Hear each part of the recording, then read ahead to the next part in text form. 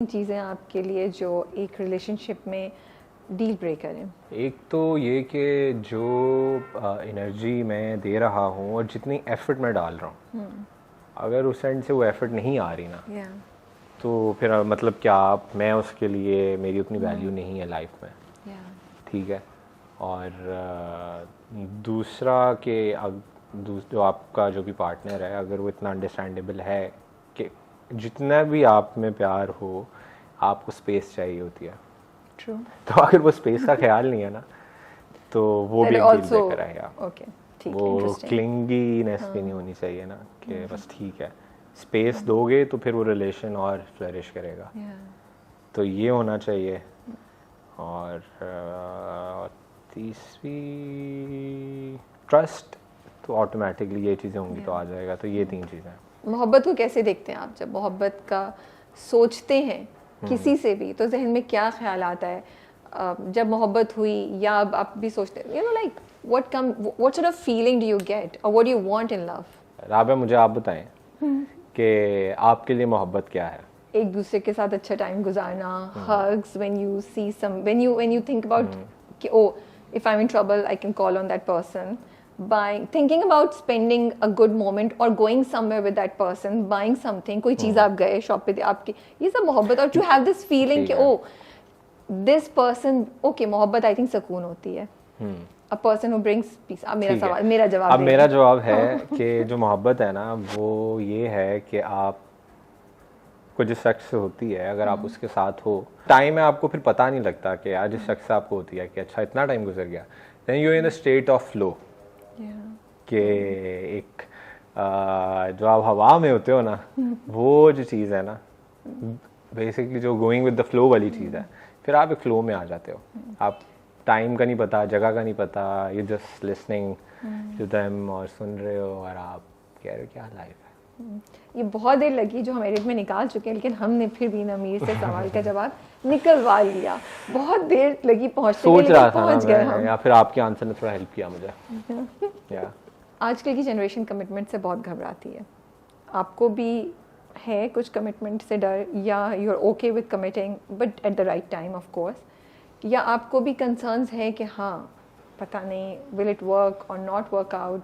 और शादी के बारे में जब सोचते हैं तो थोड़ा सा फियर आता है? नहीं, फियर तो नहीं आता।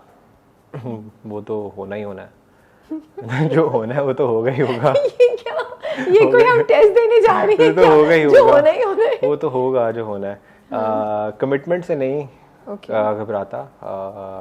अगर कमिट करूंगा जिस शख्स के साथ भी, खुशकिस्मत होगी, ये कह सकता हूँ बस। Okay. Yeah. So how do you look at commitment? Commitment ये कि फिर अगर आपने एक रिस्पॉन्सिबिलिटी उठाई है तो make sure that you giving time, make sure that you listening to that person. हम आजकल के दौर में लोग नहीं सुनते, बस अपना ही बोलते रहते हैं, अगले का पर्सपेक्टिव या पॉइंट ऑफ व्यू नहीं देखते कि यार अच्छा वो कहाँ से आ रही है या क्या है। तो वो चीज़ें तो लाजमी होंगी। और मैं ये कहता हूँ कि बेचारी पता नहीं कहाँ बैठी टेंशन लेती होगी, पता नहीं मेरा हस्बैंड कैसा होगा। बहुत अच्छा होगा। See, you can give good answers in this subject, in this domain also.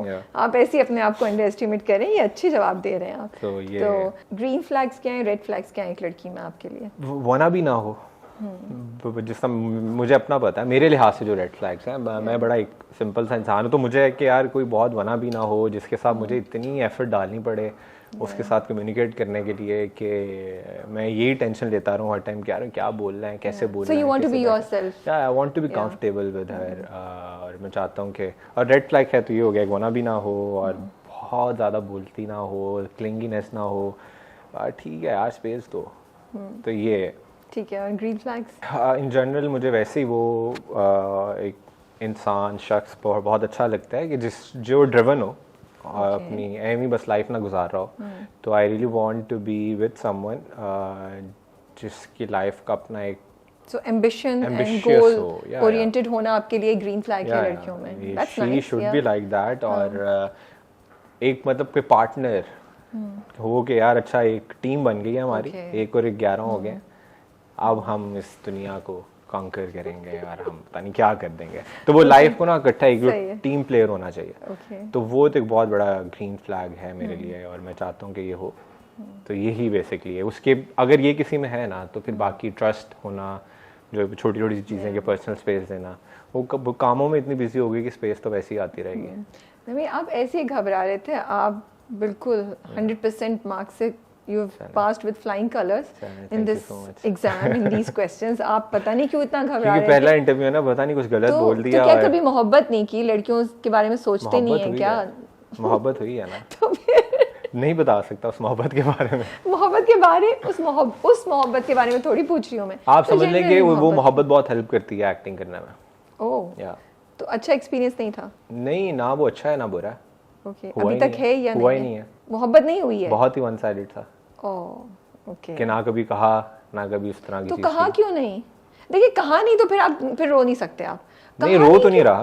तो नहीं लग रहा है मुझे, थोड़ा रो नहीं रहा, थोड़ा सा एलिमेंट आया था। रो नहीं रहा, रो ना रो नहीं रहा। अच्छा, स्टोरी इंटरेस्टिंग, कहा क्यों नहीं? क्योंकि मुझे था कि नहीं, कहना बनता नहीं है। Are you scared of rejections? नहीं, रिजेक्शन जो वो पूरा डायनामिक था ना, उसमें जो मेरी एक अपनी रियलिस्टिक अप्रोच है, उसने कहा था नहीं कहना बनता।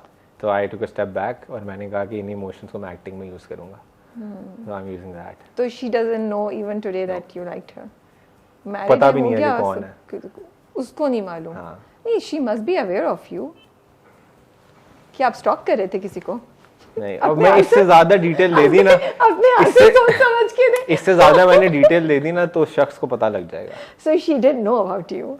You can't say कि उसको पता नहीं था। इतनी दुखी दास्तान, नो आइडिया, इतनी दुखी दास्तान देवदास ना बनाए हमें। मैं सही बता रहा हूँ। कसूर आपका था, आपने इससे ज्यादा मैं इन्फॉर्मेशन, कसूर आपका था, आपने बताया नहीं। आई थिंक मोहब्बत में एक दफा तो बताना चाहिए। नहीं, वो एक दफा ने सब कुछ बर्बाद कर देना था। चलें, I think whoever is meant to be in your Yeah, life, inshallah, when she will come, everything will happen smoothly. Lucky you know. होगी, इतना पता है मुझे। अच्छा, क्या कुछ चीज़ें हैं जो आपको लगता है एज अ यंग गाय हमारा माशरा मर्दों के साथ अनफेयर एक्सपेक्टेशंस रखता है या अनफेयर होता है कुछ चीज़ों में?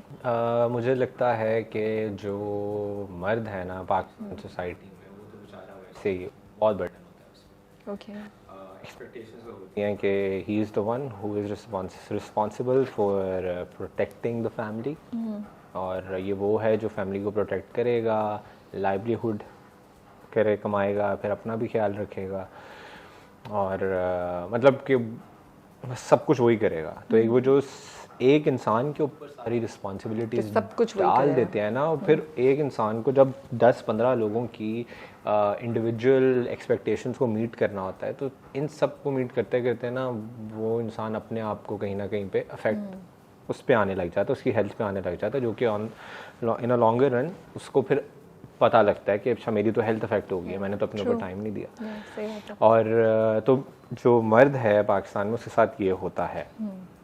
तो इसीलिए मुझे लगता है कि आजकल के दौर में जितनी इन्फ्लेशन है, एक इंसान से ज़्यादा फैमिली में होने चाहिए जो कमा रहे हैं और एक दूसरे को सपोर्ट कर रहे हैं। इस तरह है कि हर किसी के ऊपर बर्डन कम होता है, और फिर अगर बाहर का काम सब कर रहे हैं तो घर का काम भी सबको करना चाहिए।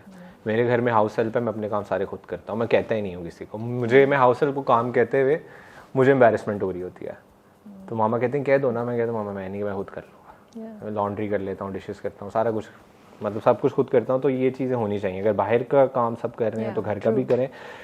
तो ये तो बर्डन है मर्दों के ऊपर, और यही रीज़न है मुझे लगता है। मैंने कभी सर्वेज और इनका नहीं पढ़ा, लेकिन मुझे लगता है कि जो मर्द हैं उनके एज कम है, लाइफ स्पैन कम है, और उसके पीछे रीज़न यही है कि वो इतनी टेंशन में घिरे होते हैं कि किसी से बात ही नहीं कर सकते, क्योंकि वो कहते हैं ना मर्द वीक हो जाएगा, and they don't think they have anybody. Family को लगता है कि ये बड़ा स्ट्रांग हमने वो रखा हुआ है कि इसने हमें प्रोटेक्ट किया हुआ है, और यही हमारा, अगर वो इंसान जाके कहे कि यार मुझे टेंशन हो रही है, तो वो तो बाकी सब की तो जिंदगियां खत्म हो जाए।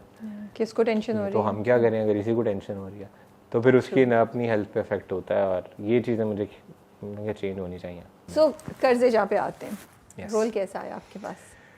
मैं आ चुका हुआ था, और मैं भी एक समवट सिमिलर कैरेक्टर था, तो आई थिंक उनको कुछ आइडिया था कि इस रोल में ये परफेक्ट बैठेगा। तो मुझे हम टीवी से कॉल आई थी महेश भाई की, और उन्होंने मुझे ऑफिस बुलाया। आपने बोला नहीं है मैं 20 ऑडिशन दे चुका हूँ? नहीं।